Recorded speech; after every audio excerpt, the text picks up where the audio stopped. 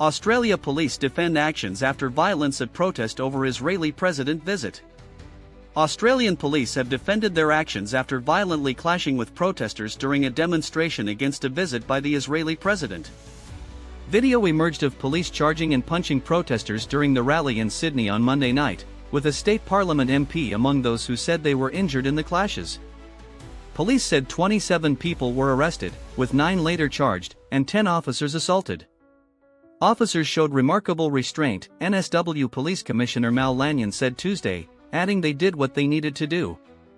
Earlier, rally organizers had failed in their court bid to overturn police powers limiting their right to demonstrate during Isaac Herzogs' visit. The government invited Herzog to visit Australia after an antisemitic attack at Bondi Beach, saying it would help the Jewish community heal, despite objections from pro-Palestinian groups.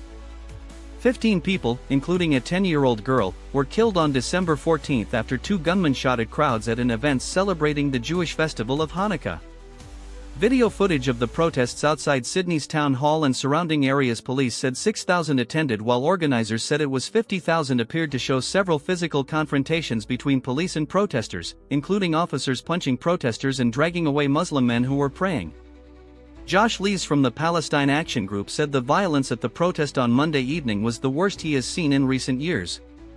"We should have had the right to march," he told the Australian Broadcasting Corporation ABC Radio.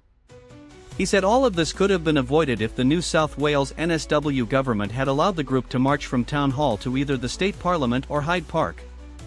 NSW introduced restrictions on public protest after December's shooting, and a few days before Monday's rally introduced additional major event powers, effectively giving police authority to shut down areas of the city. The rules allowed demonstrators to gather but forbade them from marching. Protesters lost a legal bid to overturn the major event powers application just half an hour before the protest. NSW Premier Chris Minns defended the police response, telling Channel 9's Today program that authorities had been put in an impossible situation last night. He later urged the public not to look at a 10-second clip without the full context. Assistant Commissioner Peter McKenna said police had been threatened, jostled, and assaulted during a number of melees, rolling fights, and authorities were significantly outnumbered by the protesters and the people who wanted to act in a violent and offensive manner.